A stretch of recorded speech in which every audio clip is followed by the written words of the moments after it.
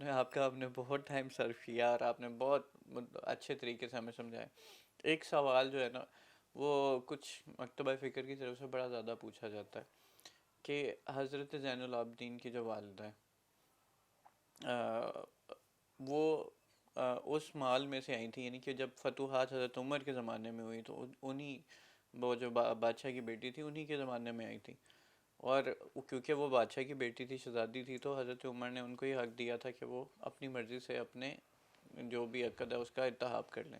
تو انہوں نے حضرت امام حسین رضی اللہ تعالیٰ عنہ کو چن لیا اپنے عقد کے لیے، اور ان سے زین العابدین اور سارے ائمہ کی نسل. اگر شیعہ مکتبہ فکر بہت زیادہ ان پہ اعتراض کرتے ہیں حضرت عمر کے اختلافات پہ، تو دیکھیں حضرت عمر کے زمانے میں تو اچھے روابط بھی ثابت ہوتے ہیں، اچھے معاملات بھی ثابت ہوتے ہیں، اور ان کا ایک دوسرے کے ساتھ تعلق اور فہم بھی ثابت ہوتا ہے.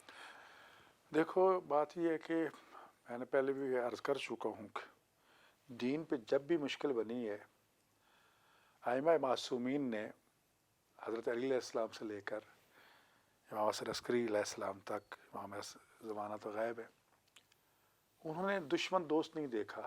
انہوں نے شرعی احکام، قرآنی احکام، خداوند متعال کے احکام کو تقویت پہنچائی، اس کی راہ حل فرمائی. حضرت عمر نے کتنی مرتبہ مولا علیہ السلام سے مسائل پوچھے.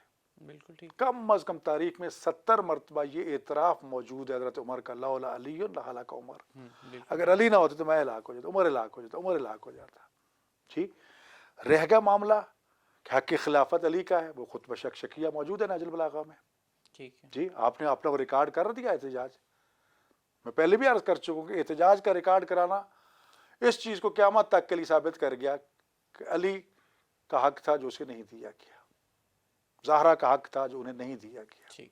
جی اب معاملہ آ گیا کہ تعاون، باہمی تعاون، جہاں بھی دین کی بات آتی تھی آل محمد نے ہمیشہ ہر ایک کا ساتھ دیا. رہ گیا معاملہ فتوحات کا کہ فتوحات میں وہ کسرا کی بیٹیاں تھیں جو قیدی ہو کر آئی تھیں، اور جو لشکر اسلام میں قیدی بن کے آتی تھی وہ کنیزیں کہلاتی تھی. آج ہمارے تصور میں کنیز تو ایک گھٹیا تصور آتا ہے نا، لیکن اس وقت ضروری نہیں تھا کہ کنیز جو ہے وہ جناب رسول خدا صلی اللہ علیہ وسلم کی بیوی ماریا قبطیہ وہ بھی کنیز تھی. جی ٹھیک. خود وہ ایک بہت بڑے باپ کی بیٹی تھی. اس طرح یہ جناب شہربانو جو ہیں یہ کسرا ایران کی بیٹی تھی. جی. جیسا کہ آپ نے کہا کہ یہ اس میں باقیوں کے ہر ایک نے اپنے حق سے 10 باری کا اعلان کر دیا صاحب نے. جی تو سارا حق جو جناب علی علیہ السلام کو دے دیا. ٹھیک. پھر اس کے بعد شہربانوں کو اختیار دیا گیا کہ آپ اپنے لیے انتخاب کر سکتی ہیں. انہوں نے جا کر ہاتھ رکھا. ایک روایت ہے امام حسین علیہ السلام کندھے پہ، ایک روایت ہے کہ اشارہ کیا کہ مجھے یہ. جی اب اس کی تفسیر بہت مفصل ہے، میری کتاب امہات المعصومین ایک ہے، آپ اس کو پڑھیں. اس میں ہر معصوم کی والدہ کے بارے میں حالات و واقعات ہیں. وہاں یہ لکھا گیا ہے، بتایا گیا ہے روایات وغیرہ سے کہ ان بیویوں کو خواب میں ہی رہنمائی دے دی گئی تھی کہ تمہارا نکاح فلاں. بعض روایت میں یہ ہے کہ خواب میں ہی رسول خدا نے نکاح کر دیا تھا. اچھا. اور یہی وجہ ہے کہ امام حسین کو وہ کئی مرتبہ دیکھ چکی تھی خواب میں، اور انہیں پہچاننے میں غلطی نہیں ہوئی. اسی طرح امام مہدی علیہ السلام کی والدہ جناب نرجس خاتون ہے، کیسر روم کی پوتی تھی. کیسر روم کی پوتی کو بھی خواب میں نکاح پڑھ دیا تھا جناب عیسیٰ اور جناب رسول خدا کی موجودگی میں. جی اور وہ بچی جو ہے باپ کے سارے ان طور طریقوں سے باغی تھی. پورا ایک واقعہ تفصیل کے ساتھ ہے. تو یہ ہوا کہ امام زین العابدین علیہ السلام یقیناً ان کی والدہ ہیں وہ، اور کنیزوں کا وہ تصور نہیں ہے. اور پھر جب زوجیات امام میں آ گئیں تو دیکھا جائے تو بیت المال جتنا بھی یا اس قسم کا مال غنیمت جو آتا تھا، یہ چیزیں آتی تھی پوری سب کے لیے ہوتی تھی، سب کا حصہ ہوتا تھا. تو وہ سب سے جب حصہ معاف کر دیا کہ میں نے بھی آپ کا حصہ دے دیا، انہیں بھی دے دیا، تو وہ ہمارا صرف آ کے منطبق ہو گیا جناب علی علیہ السلام کے لیے. اور آپ نے اپنے بیٹے کے لیے جب ان کو اختیار دیا تو انہوں نے کہا ان سے میں شادی کرنا چاہتی ہوں. اور وہ نکاح ہوا، سلسلہ ہوا. ایک بیٹی کا نکاح جناب قاسم کے ساتھ ہوا میرے خیال میں، ہاں جی، جو دوسری بیٹی تھی.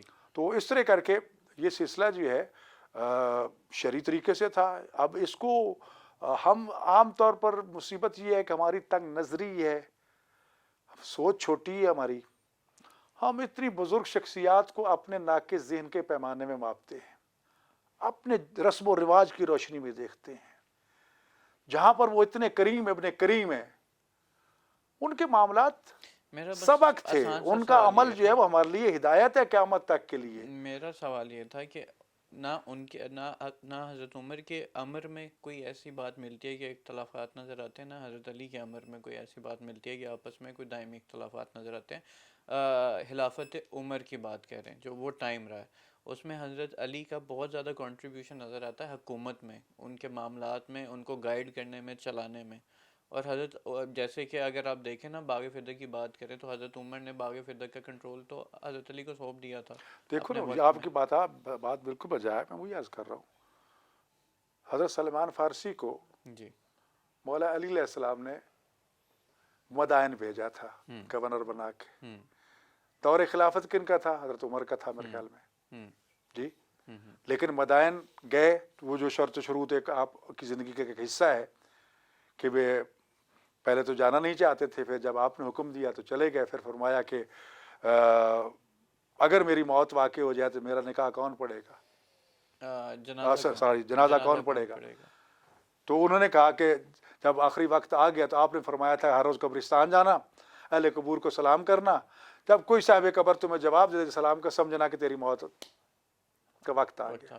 چلے گئے، سیدھے مسجد میں گئے، لوگوں نے سمجھا کہ یہ عجیب گورنر آیا، ابھی مصلی پہ بیٹھا ہے، نمازیں پڑھے جا رہا ہے، چور ڈاکوؤں کو سب کو موقع مل گیا۔ جب کسی نے آ کے شکایت کی جناب شہر میں تو سارے چور ڈاکو ہیں، اچھا بتایا کیوں نہیں؟ آ گیا جناب نماز مغرب کے بعد، ایک کتے کو بلایا، کتے کو حکم دیا کہ جاؤ شہر کے کتوں تک پہنچا دو پیغام کہ علی کا غلام سلمان فارسی تمہیں یہ کہہ رہا ہے کہ آج جتنے بھی چور چوری کی نیت سے باہر نکلے سب کو چیر پھاڑ ڈالو۔ صبح دیکھا تو لاشیں پڑی تھی، ناپ تول میں کمی کرنے والا دکاندار، شکایت ہے اس کو بلایا گیا نہیں آیا، دوبارہ بلایا نہیں ہے، پھر فرمایا اب اس کو نہیں کہنا، اس کے وہ باٹ جو ہے نا پیمانے، ان سے کہنا کہ اس کو لے کے آؤ۔ اب جب وہ پیغام پہنچایا تو وہ پتھر جو ہے وہ باٹ جو ہے کلو 2 کلو وہ کسی کے سر میں ادھر پڑ رہا ہے ادھر پڑ رہا ہے، آگے آگے وہ ہے، پیچھے پیچھے وہ ہے، جی بے جان چیزیں جو ہیں وہ حرکت میں آ گئی۔ تو اس کے بعد اس نے توبہ کی، پھر وہ قبرستان میں جاتے، ایک دن جب صاحب قبر کا جواب آگے وعلیکم السلام، تو اسی قبر پہ بیٹھ کے ہاتھ رکھ کے کہا انت من اہل جنہ من اہل النار، کہ جنتیوں میں سے ہو جہنمیوں میں سے ہو؟ کہتا بابا جنتی ہوں تب تیری بات کا سلام دے رہا ہوں میں، مگر نہ کون مجھے آنے دیتا۔ پھر سوال کیف وجدت الموت، تو نے موت کو کیسے پایا؟ تو اس نے صحت نے چیخ ماری اور کہا کہ موت اتنے سال ہو گئے مجھے مرے ہوئے، مجھے آج تک اس کی تلخی نہیں بھولی، تو نے پھر موت یاد دلا کے مجھے وہ سخت لمحات بتا دیے۔ مختصر میں تمہیں یہ تعارف کرواتا ہوں کہ اگر جسم کو کینچی سے ٹکڑے ٹکڑے کر دیا جائے تو وہ درد کم ہوگا، موت کا درد سخت ہے۔ اب یہ پیغام تھا کہ تیری موت کا وقت آ گیا، بستر بیماری بھی آ گئے، منزل آ گئی ہے۔ تو وصیت کی تھی کہ یا علی آپ نے مجھے غسل دینا ہے، آپ نے مجھے کفن پہنانا ہے، آپ نے مجھے دفن کرنا ہے۔